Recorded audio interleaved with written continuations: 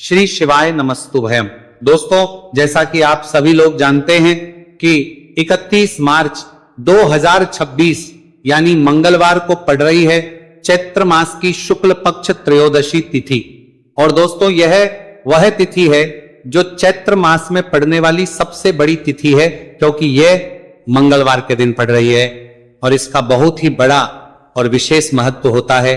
पूज्य गुरु जी ने कहा है कि अगर कभी भी मौका लग जाए और चैत्र महीने की त्रयोदशी तिथि मंगलवार को पड़ जाए तो आप लोगों को एक छुटकी काला तिल वाला उपाय तो अवश्य ही करना चाहिए। इन दोनों का संयोग बहुत ही कम आता है। इसी के साथ में गुरुजी ने अपनी शिव पुराण कथा में बताया है कि इस दिन आपको एक छुटकी काला तिल वाला उपाय तो आपको अवश्य ही करना चाहिए, क्योंकि ऐसा दिन पूरे साल में सिर्फ एक ही बार आता है। और दोस्तों, आप सभी लोग जानते हो कि मंगलवार त्रयोदशी तिथि का अगर सबसे बड़ा कोई उपाय है तो वह एक छुटकी काला तिल वाला उपाय है। तो दोस्तों, मंगलवार त्रयोदशी तिथि के दिन आप लोगों को इस एक छुटकी काला तिल वाला उपाय को जरूर करना है। बहुत सारे लोग होंगे जिन लोगों ने इस उपाय को ना किया हो, मतलब पूरा साल निकल गया, उन्होंने किसी भी दिन इस छुटकी काला तिल वाला उपाय को ना किया हो। पर दोस्तों, आपके पास एक आखिरी मौका बचा हुआ है, जो कि 31 मार्च मंगलवार त्रयोदशी तिथि के दिन है। इस दिन आप लोगों को इस वाले उपाय को जरूर कर लेना है। भले ही आपने पूरे महीने भर इस उपाय को ना किया हो, पर अगर आपने इस महीने के मंगलवार त्रयोदशी तिथि के दिन अगर इस वाले उपाय को कर लिया तो आपको इस उपाय को करने का वह फल मिलेगा जिसकी आपने कभी कल्पना भी नहीं करी होगी। इसीलिए आप लोग इस वाले उपाय को एक बार जरूर कर लेना है, ताकि आप लोगों के हाथ से ये मौका ना जा सके और आपको इस उपाय को करने का फल मिल सके। दोस्तों, यह उपाय पंडित जी ने अपनी अभी की ही श्री शिव महापुराण की कथा में बताया है। उपाय को आज हम आपको बहुत अच्छे से समझाने वाले हैं। इस वीडियो को देखने के बाद इस उपाय को समझने के लिए आपको कोई और वीडियो को देखने की जरूरत नहीं पड़ेगी। तो चलिए दोस्तों, उपाय को शुरू करते हैं। देखिए, यह इस चैत्र महीने के मंगलवार त्रयोदशी तिथि के दिन यह इतना खास होता है, इतना महत्वपूर्ण होता है, देखा गया है। कभी कभी बड़े बड़े पूजा पाठ अनुष्ठान से जो मनोकामना पूर्ण नहीं होते, वह चैत्र महीने की मंगलवार त्रयोदशी तिथि के दिन एक छोटे से उपाय करने से ही आपकी मनोकामना पूर्ण होए। और बहुत सारे लोगों ने इस उपाय को किया भी है और उनको इस उपाय को करने का फल भी जरूर मिला है। अगर आप लोग भी इस उपाय को करना चाहते हैं तो आप इस उपाय को पहले अच्छे से समझ लेना, सुन लेना, उसके बाद करना। आपको इस उपाय का फल जरूर मिलेगा। और इस उपाय को कर लेने से आपके घर में चाहे किसी भी प्रकार की दुहक और समस्या क्यों ना चल रही हो, आपको उसका कारण भी नहीं पता है कि भाई ये समस्या किस कारण से चल रही है। उसका कुछ भी कारण हो सकता है, जैसे पितृदोष हो सकता है या किसी भी तरह का मंगल दोष भी हो सकता है। तो इस दिन आप लोगों को ये वाला उपाय कर लेना है।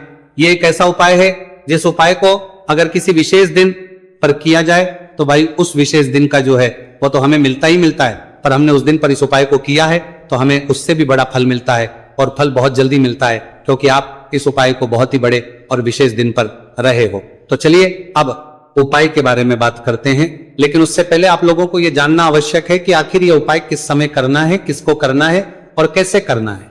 तो चलिए हम आगे आपको वीडियो में एक एक करके बता देते हैं। लेकिन उससे पहले अगर आप लोग हमारे चैनल पर पहली बार आए हैं या फिर मेरी आवाज आज पहली बार सुन रहे हैं तो हमारे चैनल वास्तविक जानकारी को सब्सक्राइब जरूर कर लेना और इस वीडियो को लाइक करके कमेंट बॉक्स में श्री शिवाय नमस्तुभयम ओम नमः शिवाय जरूर टाइप कर देना।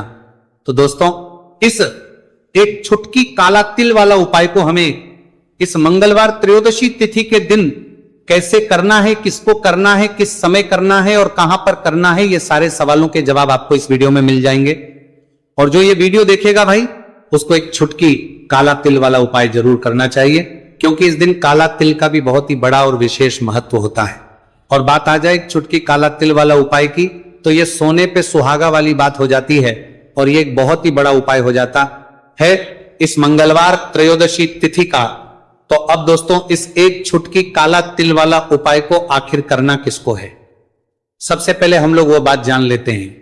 तो देखो, घर की जो बड़ी माताएं बहनें होती हैं, उन माताओं बहनों में से कोई भी एक बड़ी माता बहन इस वाले उपाय को कर सकती है। और दोस्तों, अगर आप तो अपने घर में से सभी सदस्यों को भी इस उपाय को करवा सकते हैं। अगर किसी व्यक्ति की खुद की कोई मनोकामना है, खुद की कोई दुख और परेशानी है, जो कि वो अपने लिए ही करना चाहता है इस वाले उपाय को, तो वो खुद अपने लिए भी कर सकता है।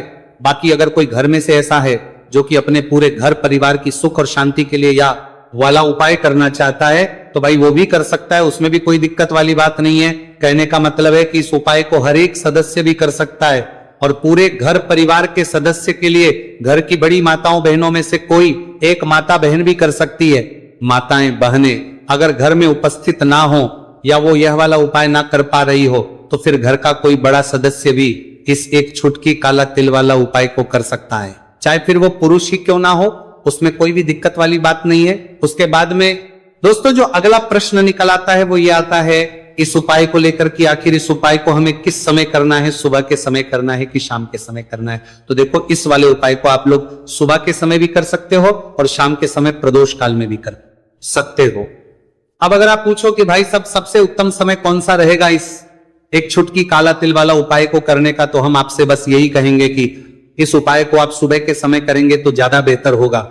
बाकी अगर प्रदोष काल शाम के समय भी करेंगे तो भी अच्छा होगा, उसमें कोई भी दिक्कत वाली बात नहीं है। तो अब दोस्तों जो अगली सबसे बड़ी और महत्वपूर्ण बात आती है वो ये आती है कि सुबह अगर हम उपाय को करेंगे तो हमें कितने बजे से लेकर कितने बजे तक के बीच में करना है, और शाम के समय प्रदोष काल में करेंगे तो अब हमें कितने बजे से लेकर कितने बजे के बीच में करना है। तो देखो सुबह जितनी जल्दी हो सके आप उपाय को करने की कोशिश करना, कि अगर किसी कारणवश लेट भी हो जाओ, थोड़ी देर भी हो जाए, तो 10 या 11 बजे तक भी आप उपाय कर लेना, पर 12 बजे से ज्यादा देरी ना हो, ठीक है, इस बात का ध्यान रखना। उसके बाद में दोस्तों अगर शाम के समय प्रदोष काल की बात करें, प्रदोष काल का जो समय है होता है वो शाम के 6 बजे से शुरू हो जाता है। मतलब शाम के 6 बजे से लेकर 7 बजे के बीच का जो समय होता है यह समय प्रदोष काल का समय होता है।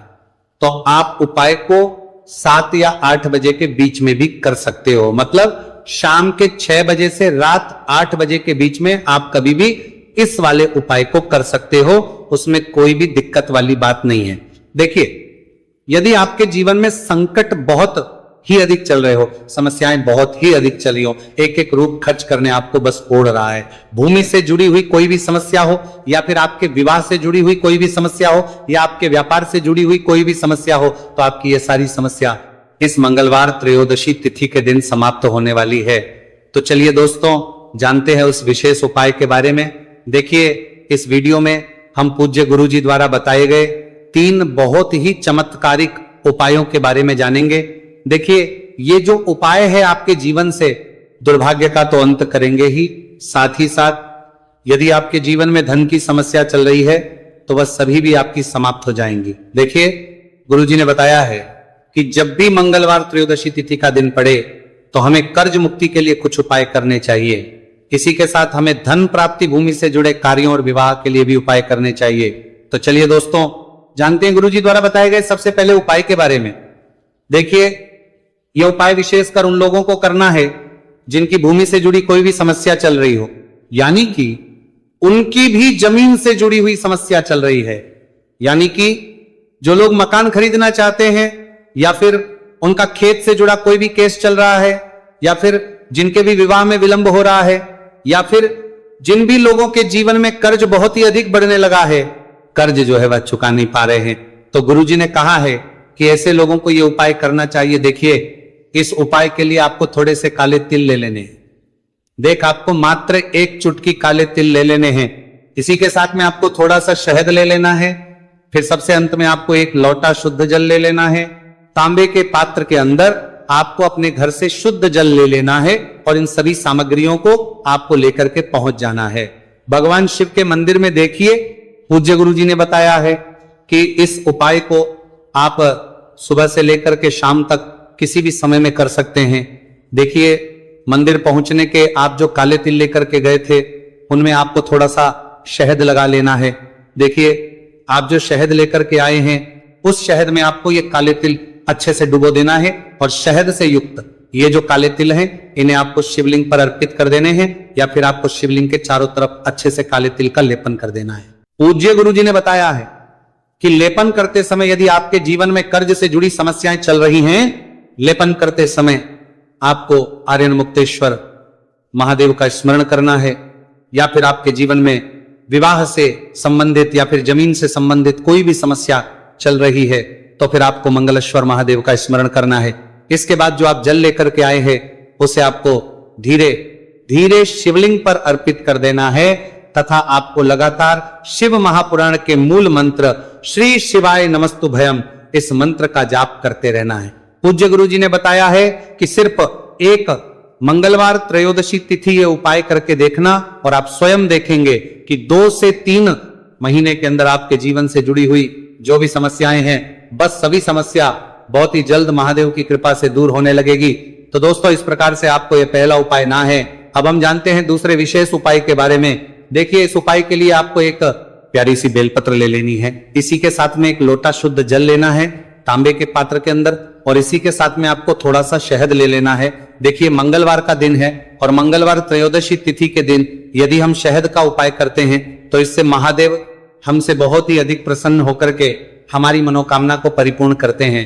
देखिए दोस्तों यदि आपको बेलपत्र नहीं मिल पाती है तो आप भगवान शिव के शिवलिंग पर जो बेलपत्र छड़ी हुई होती है उसे शुद्ध जल से धो करके उसका उपयोग कर सकते हैं। तो इन सभी सामग्रियों को आपको भगवान शिव के मंदिर में लेकर के पहुंच जाना है।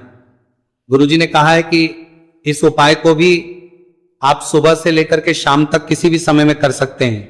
देखिए मंदिर पहुंचने के बाद आपके पास जो एक बेलपत्र है और बेलपत्र की जो सबसे बड़ी वाली पत्ती होती है और उसकी जो चिकनी साइड होती है उस पर आपको अच्छे से शहद का लेपन कर देना है। यानी कि बेलपत्र की बड़ी वाली पत्ती पर पूरी ही पत्ती पर अच्छे से शहद कर देना है, लगा देना है। अब देखिए ये जो बेलपत्र है इसे आपको अपने सीधे हाथ की हथेली पर रखना है और आपके जो भी कार्य अटक रहे, देखिए बहुत से लोग ऐसे होते हैं जो अपने नौकरी को प्राप्त करने के लिए सालों से तैयारी करते हैं लेकिन उनको नौकरी नहीं प्राप्त हो पाती है। बहुत से ऐसे लोग होते हैं जो बहुत ही मेहनत करते हैं, धन भक्ति के लिए बहुत अधिक प्रयास करते हैं लेकिन फिर भी उनको धन प्राप्त नहीं हो पाता है। तो गुरुजी ने बताया है कि जब भी आपको अपने कार्यों में सफलता ना मिले तो फिर आपको मंगलवार के दिन इस उपाय को अवश्य करना चाहिए। देखिए अब आपको जिस भी कार्य में सफलता प्राप्ति करनी है उस कार्य को सफल बनाने के लिए आपको महादेव से प्रार्थना कर लेनी है और फिर ये जो एक बेलपत्र है इसे आपको भगवान शिव के शिवलिंग पर अर्पित कर देनी है। देखिए बेलपत्र की चिकनी साइड जिस पर आपने शहद लगाए हैं वो शिवलिंग से स्पर्श रहेगी और इसकी जो डंडी है वो आपको जलाधारी की ओर रखनी है। इस प्रकार से आपको ये बेलपत्र अर्पित कर देनी है। अब देखिए आप जो एक लोटा जल लेकर के आए हैं उसे आपको भगवान शिव के शिवलिंग पर धीरे धीरे अर्पित कर देना है। श्री शिवाय नमस्तुभयम इस मंत्र का जाप करते हुए देखिए जैसे ही यह जल शिवलिंग से होकर के जलाधारी की ओर बह करके आएगा तो इसे आपको थोड़ा सा अपने सीधे हाथ की हथेली में झेल लेना है। इस जल को आपको अपनी दोनों आंखों पर लगा लेना है और इस जल का थोड़ा सा छिड़काव आपको अपने शरीर पर कर लेना है। पूज्य गुरुजी ने बताया है कि जब भी हम मंगलवार के दिन शहद वाली बेलपत्र शिवलिंग पर अर्पित करते हैं तो इससे हमें महादेव हर कार्य में सफलता प्राप्त करवाते हैं। यदि हमें अपनी मेहनत करने के बावजूद भी पर्याप्त मात्रा में सफलता नहीं मिल पा रही है तो गुरुजी ने कहा है कि आपको मंगलवार त्रयोदशी तिथि के दिन यह चमत्कारिक उपाय अवश्य ही कर लेना है। अब दोस्तों हम जान लेते हैं गुरुजी द्वारा बताए गए तीसरे विशेष उपाय के बारे में। देखिए इस उपाय के लिए भी आपको मात्र एक लोटा शुद्ध जल ले लेना है तांबे के पात्र के अंदर। फिर इसी के साथ में आपको एक प्यारी सी बेलपत्र ले लेनी है। बेलपत्र आपको ध्यान रखना है कि कैसे भी कटी हुई खंडित नहीं होनी चाहिए। अब देखिए मात्र 2 सामग्री लेकर के आपको भगवान शिव के मंदिर में पहुंच जाना है। पूज्य गुरुजी ने बताया है कि यह उपाय विशेषकर उन लोगों को करना है जिनकी कोई भी विशेष मनोकामनाएं जो कई दिनों से परिपूर्ण नहीं हो पा रही है, चाहे वह विवाह से संबंधित हो, नौकरी से संबंधित हो, व्यापार से संबंधित हो, चाहे किसी भी प्रकार की मनोकामना है जो परिपूर्ण नहीं हो पा रही है, तो उसके लिए आपको यह उपाय करना है। देखिए इस उपाय को भी आप सुबह से कि शाम तक किसी भी समय में कर सकते हैं।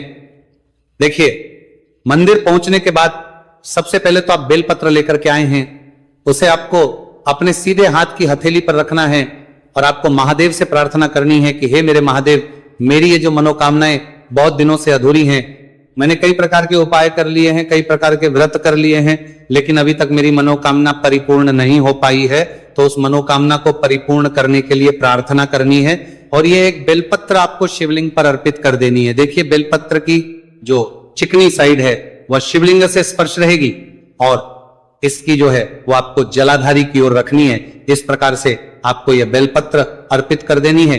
इसी प्रकार से आपको यह बेलपत्र अर्पित करनी है। अब देखिए, आप जो एक लोटा शुद्ध जल लेकर के आए हैं, इसे आपको धीरे धीरे शिवलिंग पर अर्पित कर देना है इस मंत्र का जाप करते हुए। देखिए, जल अर्पित करते हुए आपको कम से कम 11 बार श्री शिवाय नमस्तु भयम या फिर ओम नमः शिवाय इस मंत्र का जाप कर लेना है। पूज्य गुरुजी ने बताया है कि जो भी व्यक्ति 31 मार्च मंगलवार त्रयोदशी तिथि के दिन शिवलिंग के सामने इस उपाय को करता है तो उसकी जो भी मनोकामना है वह महादेव की कृपा से निश्चित ही परिपूर्ण हो जाती है। तो दोस्तों, ये थे पूज्य गुरुजी द्वारा बताए गए कुछ बहुत ही खास उपाय। अगर आपको जानकारी अच्छी लगी हो तो वीडियो लाइक करिएगा